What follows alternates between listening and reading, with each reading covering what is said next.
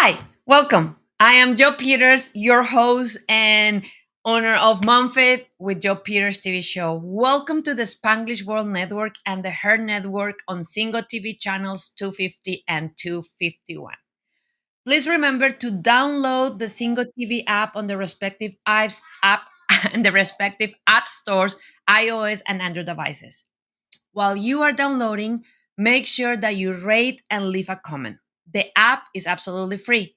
Single TV is also available on Google Chromecast, Amazon Fire, Fire TV, Roku, Roku Stick, and all the smart TVs. I want to welcome you to MomFit and share a little bit that this initiative came after I had my baby 2 years ago and realize that motherhood is a marathon, not a sprint. And we tend Mm, to do that alone, thinking that is natural. And we run ourselves to the ground. So this show, this initiative is to help moms like me to understand that they can enjoy motherhood, that they can have it all without doing it all, and bring experts like the beautiful Jacquelyn to give you tools and perspectives and knowledge and wisdom that sometimes you don't know that will make your life and your kids' life easier. Now, if you have a specific topic that you need help, you have a question, or you are in trouble with, please make sure that you go to Instagram and follow me at Joe Unicorn Coach. I handle my own social media, so you can just DM me there and ask me for the help that you need. If I don't have the answer, I will find an expert like Jacqueline that will come to the show and help you together.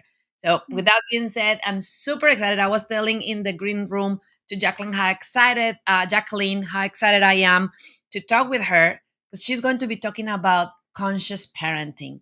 And one of the things that I love about this is it is a full time job, especially for our generation where we are not only trying to do something special with our kids, but we are also trying to heal and unlearn how we were raised.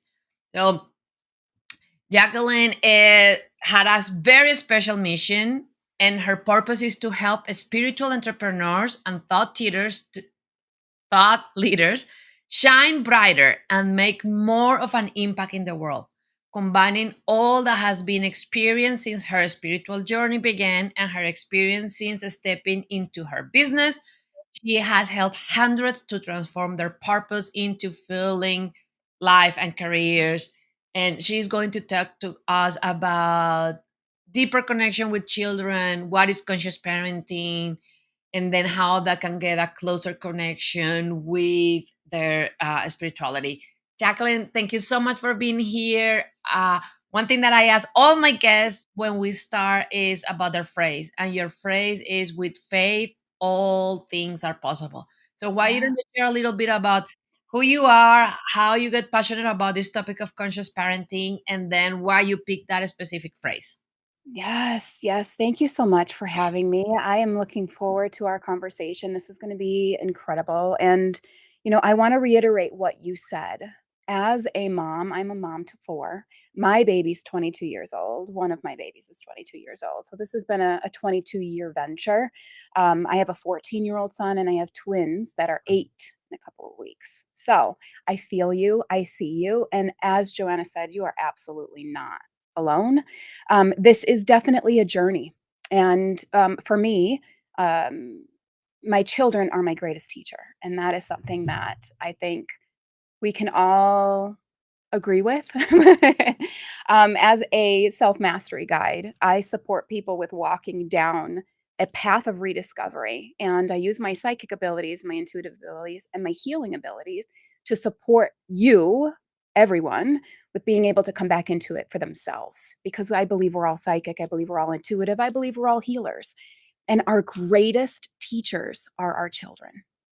They show us what it is inside that still needs to be shifted, still needs to be healed, still needs to be transformed.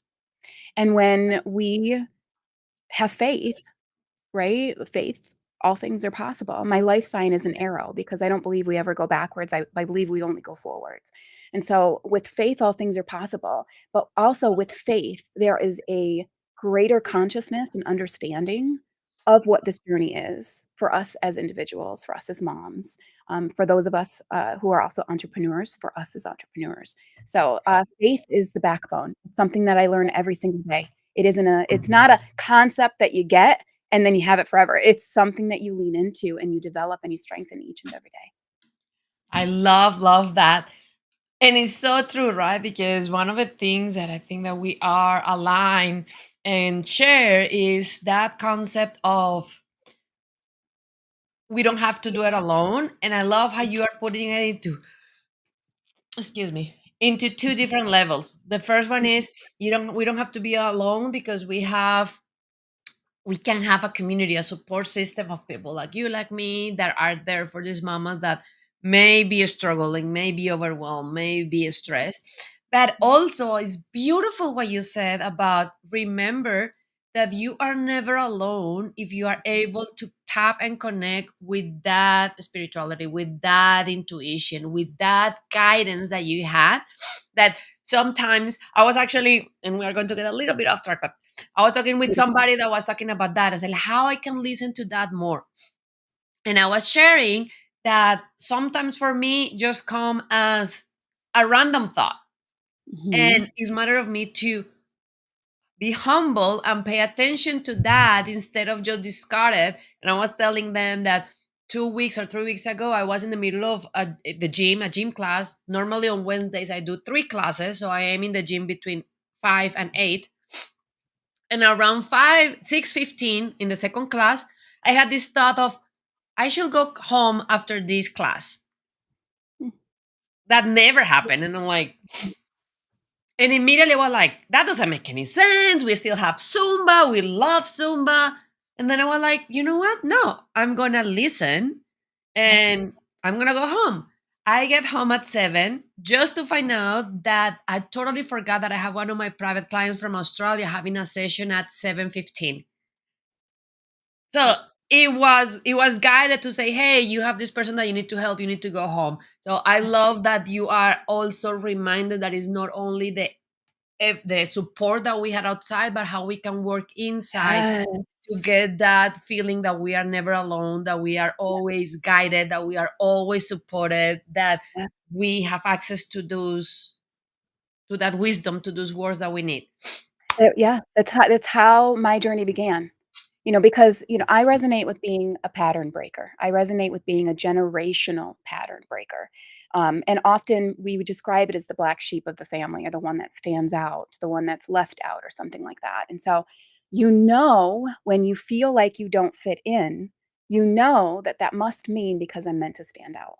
It's because it must mean that I'm meant to break some conditioning, break some trauma, break some patterns that have kept my ancestors or my generations before me in this constant pattern of some sort of trauma or lack or feelings of unworthiness, right? And so for us, when we bring the awareness back internally, the intuition is it's there. It's never not there because you're never not connected to source or God or the divine or the universe or whatever you resonate with.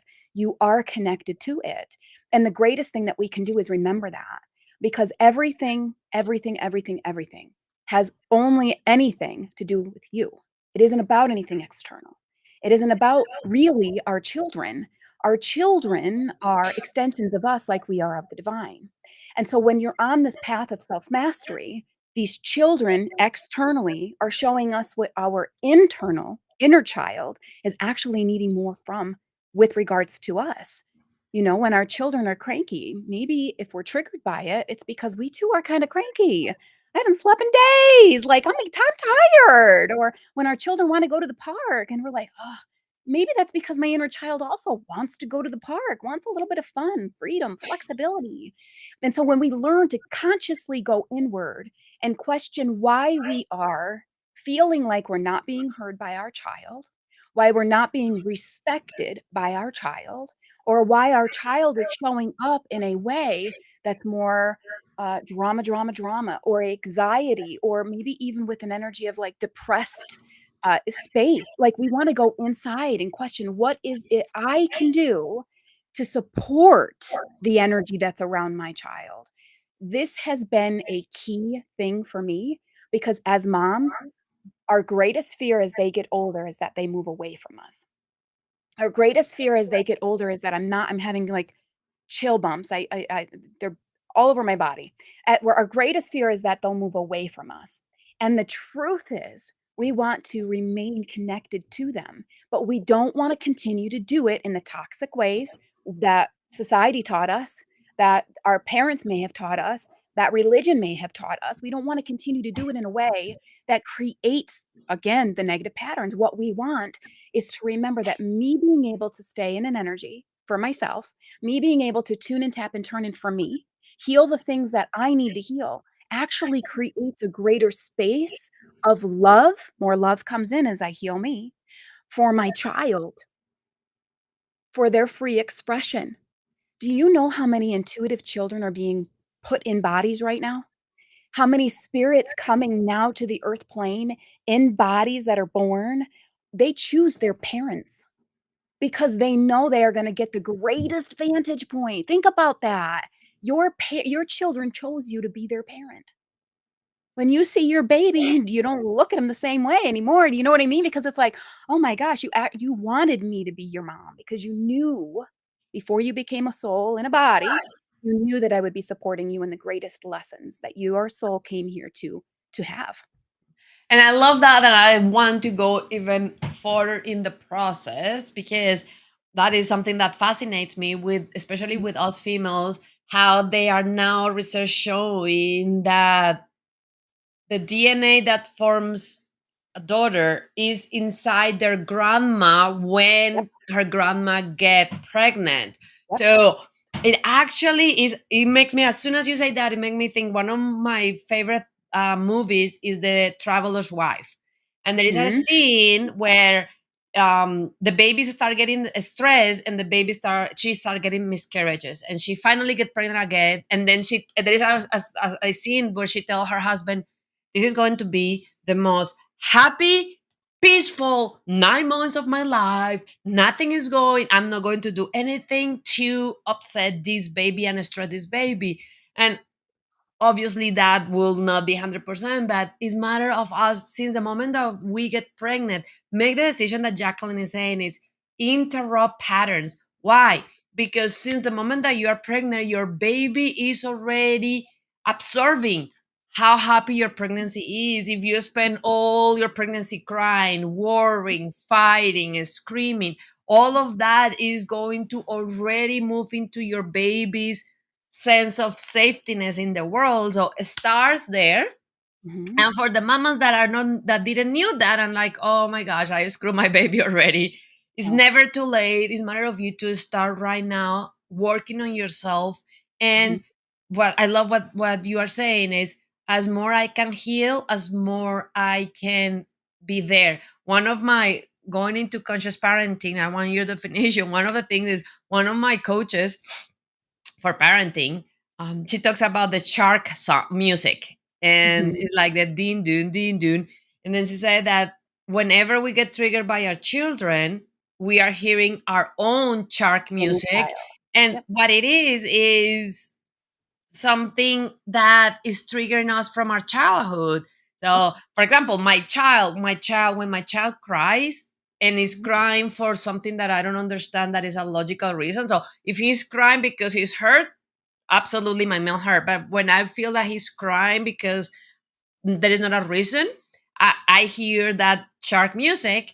And then just recently I understand that my dad used to tell me, if you don't stop crying, I will give you Give you something to something to cry cry for. about. And Yep. that is he was going to hit me with the belt. So Yeah. that is him crying is triggering all of that because I totally will never do that to him. But it's Right. not him, is what he is reminding me that I Yep. still need to heal. So let's gonna talk a It's little so bit true. about what conscious parenting means to you and what it is. Yes. So it's interesting to what you're saying because a lot of clients, when we work privately together, they're amazed at how much of this is portrayed or acted out in their momhood. Right. And so when we bring them back to their inner child and we do that work with their inner child, the reason why you're bumping up against this, like you are with your son, is because I'm not going to continue that pattern, but I don't know what that is for me to fix it. And as you're intuitively picking up, this is from my dad, now I can go back to my inner child that remembers that and say to her, it wasn't okay. You're going to be okay. Your emotions are safe. You are safe to feel what you feel. It's okay to cry. Crying is a healed thing, something that helps you heal. You can rectify it within you, and you'll notice that you are less triggered by your child in the same way. And so, for conscious parenting for me, because I started my spiritual journey when my son Jake's 14, so it's about 15 years ago. I again recognized I wasn't going to do this life the same way that I was raised to believe to do so by society, by parents, by religion, etc. I wanted to raise my kids to be children that could speak to me and tell me how they felt without me taking it personally. Because how else can I buffer their experience? If they think I got an F on this grade and now I got to go home and tell mom and she's going to be so mad at me, they're less apt to come to me with their issue. If they think they made a mistake, I'm the one that they think is going to be disappointed. They won't come and explain that to me. But that's not the relationship I want with my children. I want my children to know what truth is. And the truth is that they can do no thing that will ever, ever, ever sway my love for them or create some sort of um, viewpoint that's different than anything other than love, right? I'm never going to look at you any different. And for me, exercising, my son Jake, for example, he's very, very into his grades, and he'll come home and he'll say, "I got to be on my science test," and I'll say, "Well, how do you feel about that? How do you think you did?" I put it on him to tell me how he feels before I give him my thought. Otherwise, his inner dialogue, like you said, becomes what mom's going to say about this. Because it doesn't matter how he feels, it's about how mom feels about this. And that is absolutely not how I want to raise my kids. I want my kids to go to them first.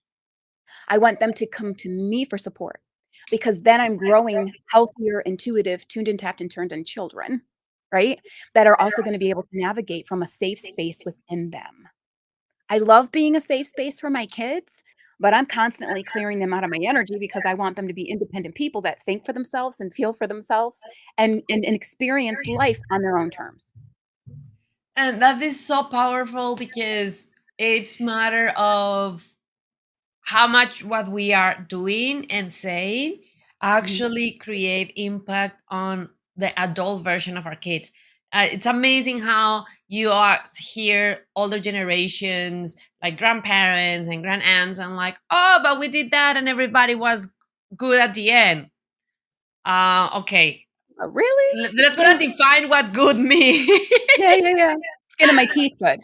But I agree on that because it's matter even with my son with only 2 years old, I can already start seeing that they, because we are their safe space, they are also very connected to understand how we are reacting, what we are doing, how we are approaching life.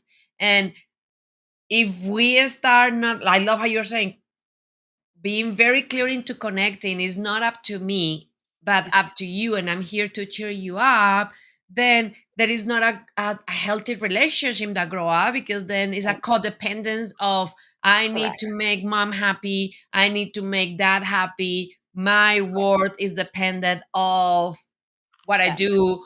One of the things that I do with one of my programs for females, Have It All Without Doing It All, is working on that and realizing how many times we think that our worth is related to our performance.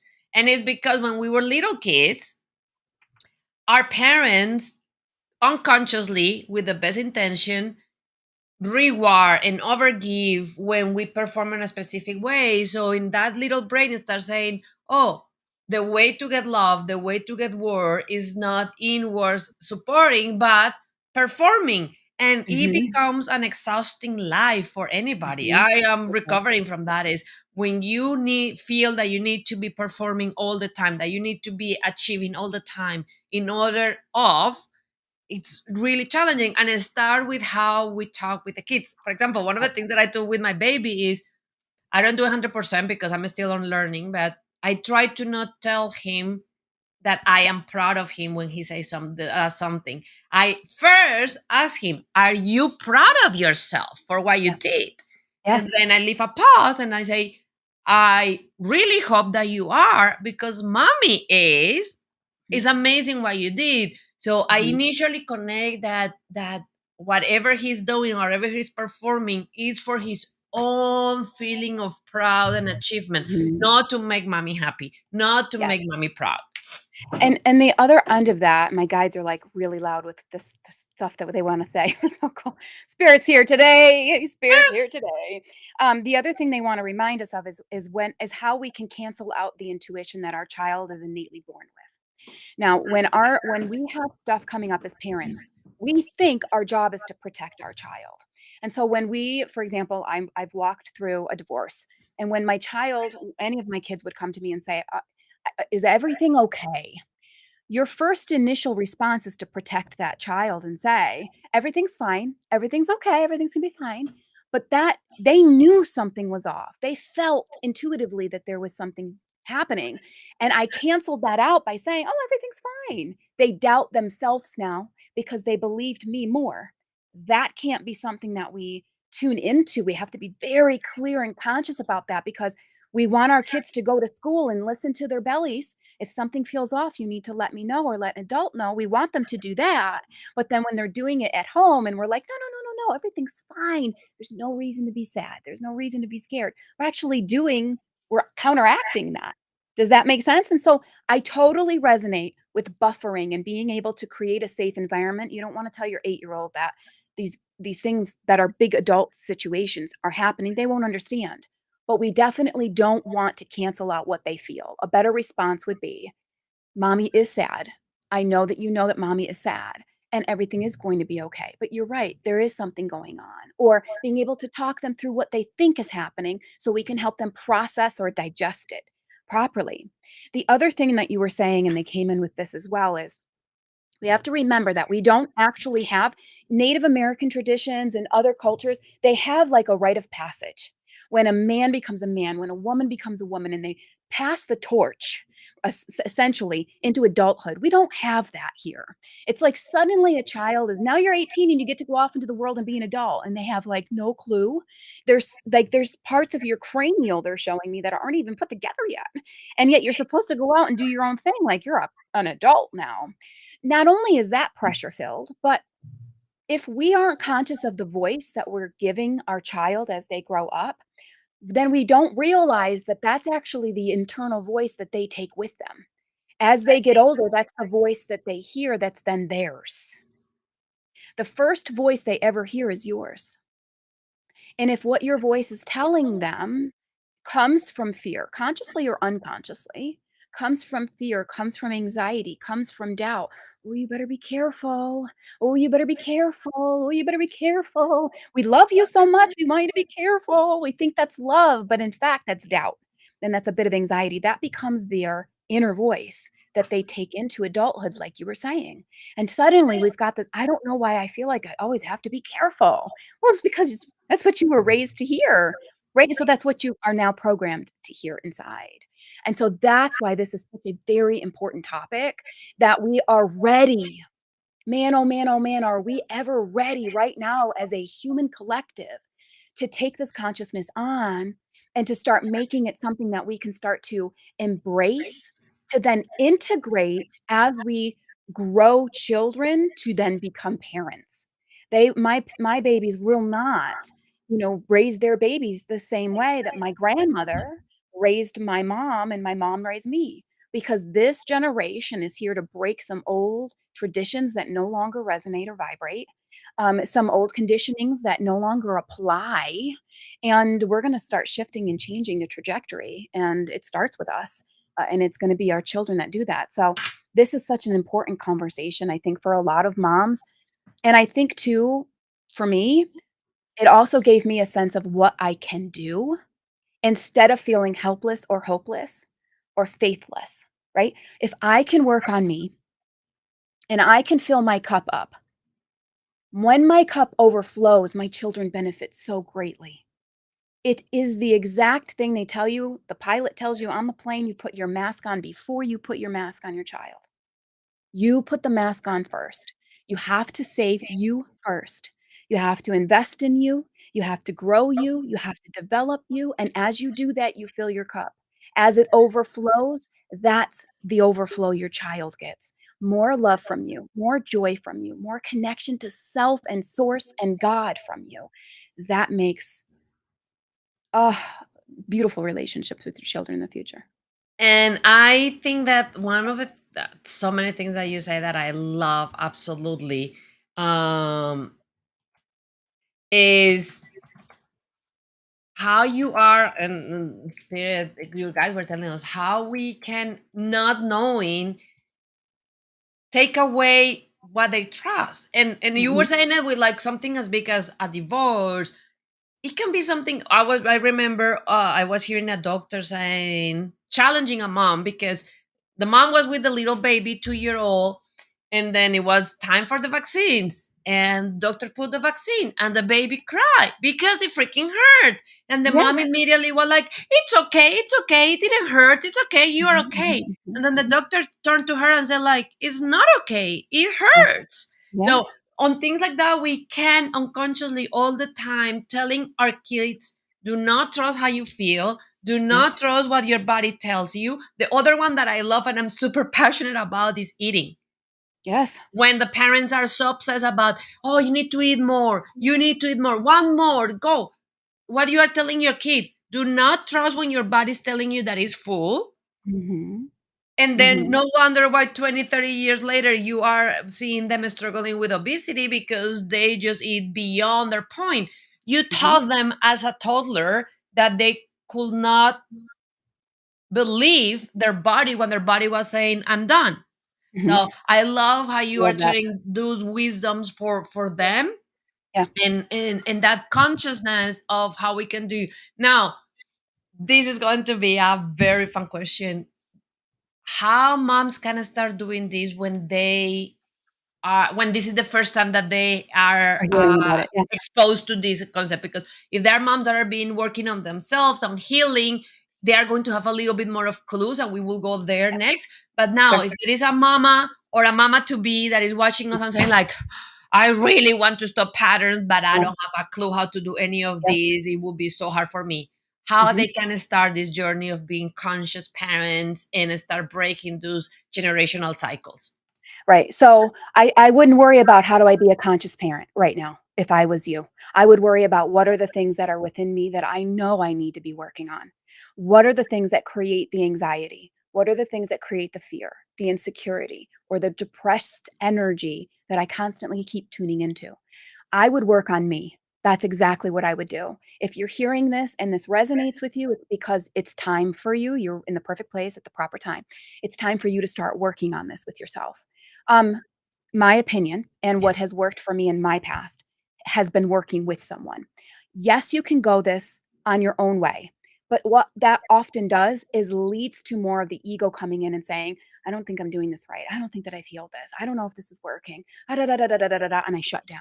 When you work with someone who can support you and hold space for you, often what that does is let you move through these things more powerfully. You have a soundboard, you've got support with you, much, much quicker effect of healing that takes place. But I would absolutely be starting with me because anything you do for you pours into your child. So you can't invest in you and have that not reap some sort of return in your child's experience. So I would start, if this is brand new concepts for people, I would start with me.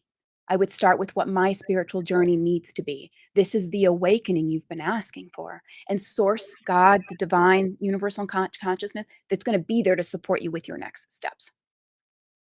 Yeah. And if it's that part, what is the first thing that they could do? Like if I am just a brand new person in this and I'm like, I hear you, Jacqueline, I'm gonna Yeah. work on my own.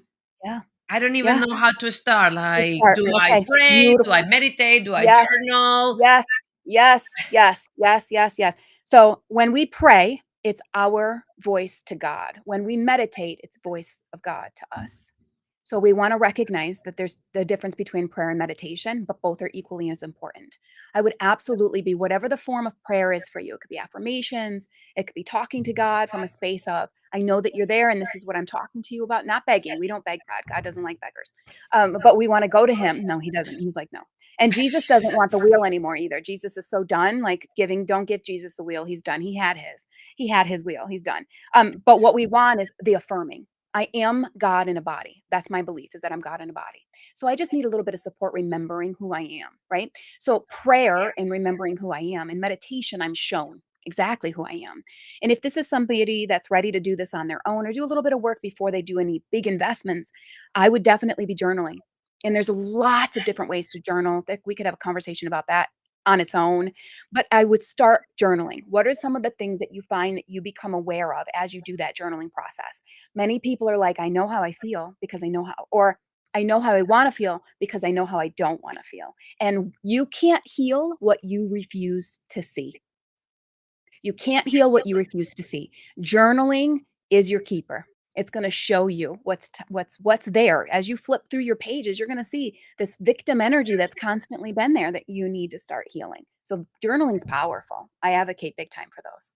I simply absolutely love what you said. You cannot heal what you, how you say it? You cannot heal Refuse to see. You can't heal what what you you refuse to see. resist to see. And the first thing that came to me on what you were saying, that is that part of your healing and your children healing is how much you are resisting to see that how you were raised was not okay. One of the Mhm. things that I was watching and get me tears because for many reasons I divorced my family a few years ago. Give me tears best was a mom saying in a video, as a daughter, I forgive you. As a mom, I will never be able to. And that Mhm. is that you need, and that is why sometimes it's about us having something as simple as healthy boundaries with those family generations. Because when they say, oh, but you are just overreacting, I raised you like that, and you are completely fine.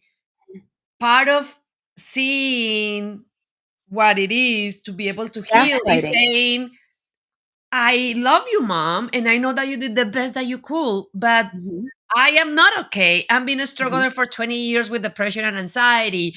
I have all these things. And it starts saying that it's okay to love them Mhm. and still understand that they make mistakes and they add to the trauma that we are healing. One of my favorite phrases lately is being boundaries are the place where I can love you and love myself at the same time. So we are Yes. not saying that you need to break relationship with all your No. family, Mm, but mm-mm, and it's we're also important that you don't try to think that there was nothing wrong with how they raised you, mhm, because you cannot heal what you are not allowed to see. I love right. that.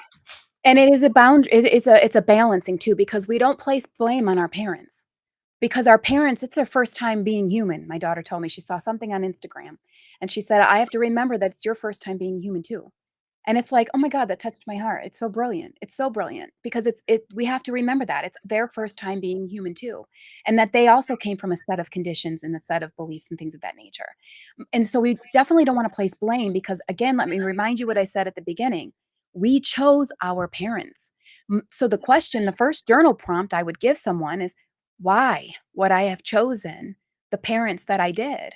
What was it, without judgment of them, of you, of the journey? What was it that they showed me? They taught me the good, the bad, the ugly, any of it. Of course, I have an inner child. I have a childhood. We all do. And it took a little bit of time to really work to a relationship with my dad. But my dad and I have coffee every Thursday now. And he loves being in my energy and he loves what I'm able to do. And that took a lot of working internally on my end of the bond that I had with my dad or didn't have with my dad and the things that I needed to heal around that, and now I'm living this out in my adult life from a healthier, more bonded perspective. Does this make sense?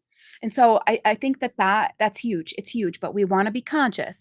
It's not about blaming our parents. It's about looking and observing so that we can start catching a bead on what it is that we get to heal for ourselves. And you make me think on I he was an amazing guy, passed away a couple of years ago, Tipping Colin. And one of his premises was the premise of soul contracts. Yes. So what he said is that we choose our parents like we choose every person and every interaction that happened to us in life. Mhm. And part of that And then some of you are going to hear this and may have very horrible experience, and you may want to turn the channel off and say, you are crazy, I never asked this. I hear you. We are not saying, we are not excusing the behavior. What he was sharing was, when you are in, not in the body but in your soul, whole spirit, you choose what are the things that you want to come to learn. One of the beautiful things that they say is, the only way that you can feel is through a True. physical body. So when you are So in a true. spirit, you Yep. cannot feel. So when you are there, you are like, oh, I want to feel This this will and be this and cool. this and this and this and this. So I'm gonna go there, get a physical body to feel. And what I was telling, what I was reminding what you were saying was that he said that the people that in this life tend to create the biggest hurts or the biggest traumas are the people that in that spiritual world love us the most, because when we were doing our meeting on the soul contract, we were like, oh, I want to feel this. And then everybody was like, oh, that's a little heavy. I don't want to play that role. And only the souls that love us the most were the Mhm. ones that were like, okay, I love you enough that I'm willing to go there with you, play that role, even though, even I have to take the risk of you to take your entire lifetime to forgive me and understand what is there for you to learn. And that was very powerful for me to understand, to see also that compassion of, again, please, I know that a lot of you are having horrible experience. We are not condemning, we are not forgiving, we are not excusing the act. We are actually trying to get back into that empowering role of, I have control over my life. I can choose what I do with that and what I would do with that next. Yes, I love that, and that's so true, and it's often a teaching that I one of my favorite things to teach on is how funny the soul is, how funny it is, this whole thing, to not take it so seriously, because literally, you sit at what I see as a round table, and you get to choose the people that you're gonna come to Earth and have contracts with, and some of the experiences as well that you're gonna get to have, because you know that's gonna grow my soul. We're here for soul growth and expansion, right? So we're all excited about this list that we get to go to Earth School and participate in. And then we get here and we're like, oh, this is intense. This is way more intense than I thought it was going to be. Oh, I have a body. I have a body that I have to like or not like or associate with or not associate with. And then I get to have this massive trauma or this massive thing or this massive, oh, I don't think I can do this. I don't know if I can do this. And sometimes, we question why we signed up to the extent that we did for all of this. But it was because your soul knew it was going to create the most magnificent life's experience for you, and that it would grow exponentially. Here's why it's important for your soul to expand. There is no end to the universe. They have not found one yet. And that is because there's no end to us. And every time we are here in body to learn, we expand the universe. Every time a life journey ends, you're pure consciousness again, and you get to add so much value to the collective because of everything you got to learn while you were in Earth School. There's no end to the universe because there's no end to us. And so when you're hearing this and this feels intense, I want you to remember that this is a temporary thing, that this gets to be fun, while it also gets to be something that you experience for the purposes of growing yourself with wisdom, growing yourself with your ability to hold more space of love, not just for self, not just for your inner child, but also for your children and your partners and all of the people that you're here to make an impact on. Absolutely. Now, I was gonna talk a little bit about how we can be those cheerleaders and reflect back that teaching to our kids, to Mhm. allow them to develop and gain those skills to live life in the most fulfilled way, using their tools, using their intuition, and actually learning and remembering what you were saying, that Yeah. they are part of something bigger and that they have support and help anytime. So how, Yeah. what are some of the tips of the, even for when I'm pregnant, what I can do with my belly, or Mhm. with a tiny little baby, we don't have to wait until they speak. What are the things that Mhm. you can share with moms that they can start doing with their kids if they want to help their kids to tune into this way? Yeah, so my guides are actually showing me my daughter. My daughter's 22. Her and I are building an empire currently right now. She is a VA, and she works on my team. So she's shout out to Loren. So she's watching right now, and they bring her to me because she was my test baby. She was the first one, right? That's what I call her, my test baby. And she grew me. She really did. She grew up. I grew, I was her parent and helped her grow up, but I grew up alongside of her in a lot of ways because I was young when she decided she was coming forward. And so, um, a lot of the things that I do with her is soundboarding, because yes, I believe that I'm meant to be her parent, but I also fully believe that I'm also supposed to be her friend. And I don't resonate with that starting when she's considered by society norms to be an adult. I was her friend from the moment she was born. And so for me, it's about buffering an experience for them while letting them have their way. There are so many times as she grew up that, I would try and, "No, you don't wanna do that," or, "Are you sure?" and things like that. But as I started for myself embracing the conscious parent, it started to be less about what I saw and more about what she was gonna do and what that would lead to for her in an experience. When she asks me for support, that's when I give it. I try so hard not to give her anything if she doesn't ask for it because that allows her the permission to do it on her own and for herself first. When she was going through high school and being bullied, physically bullied incessantly, I would say to her, I am a pit bull on a leash. And when you're ready for me to help, I am going to be right there to do it. I will go talk to the teachers, go talk to the principals, go take care of this for you. I can do this. I need you to be ready for me, and you tell me when because that's an experience that she was attempting to navigate for herself. And we want to let our kids navigate these experiences no matter how old they are. And we want to expose them to as much tools and techniques that we can to support themselves. My twins, I have to decrystallize them before bed. My Alex will come down here and take all my crystals off my shelf, and they're under his pillow. I mean, towers with points, and expose it. What when they ask questions, I don't filter. I give it to them in an age appropriate way, but I let them know what they are. And I think that's really important no matter what stage of development they are. Listen to them, coax them. You're going to be surprised at how much that soul already knows, and they're going to teach you. We think this is the other way around. It's interesting. When we step back and allow that soul to be, that soul is going to teach us magnificent things because it's more new to this experience than we are. It's less tainted to this experience than we are. And they're going to show us. So I think it's about supporting them with their emotions, like we were saying. It's okay to feel this way. It's okay to cry. I have my daughter who gets, when she gets frustrated, or upset, it sounds like she's yelling. She's not. She's trying to get her words out, right? And so it's so important to hold that space and not take it personally.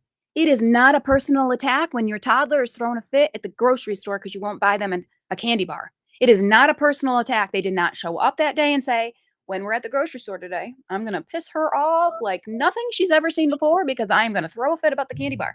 That's not planned. In that moment, they're having a sensory situation. How do we allow that to take place and still support them? You're going to know as you tune into you, right? The thing I would say is I want to caution you on the expectations of others that they should be quiet or that they should be respectful or that they should listen to you more. Push that noise out. Only you know your connection to your child. You're doing the best that you can, and that's the best that you can do.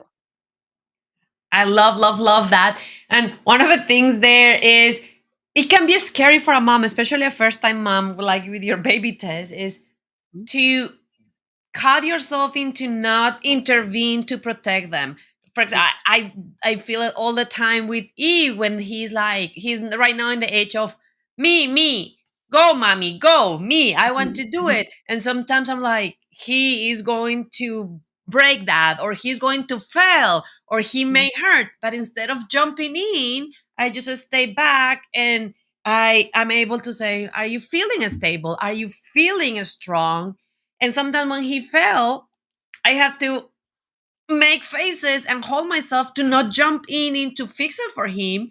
Let him get out and say, "Hey, are you okay?" So I Yeah. love, love, love how you are Yeah. saying. One of the things that bring me goosebumps when you were talking about how surprised we will be when we allow them is I remember few years ago seeing a video of a little girl like 4 years old coming to her toddler baby sister at night. After a couple of nights, her mom was like, "What are you doing? Like Mhm. you're waking her up."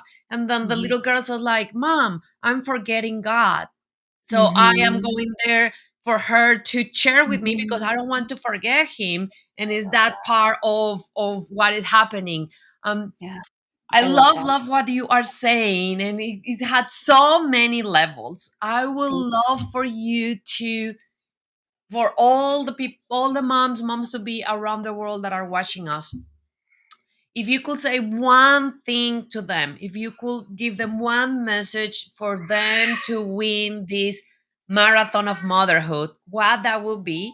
And then if they completely resonate with your message, if they want to start this path of conscious parenting and breaking you. generational traumas, how they can connect with you. Yes, yes. So, it's actually not my message, it's Spirit's message that wants to come through.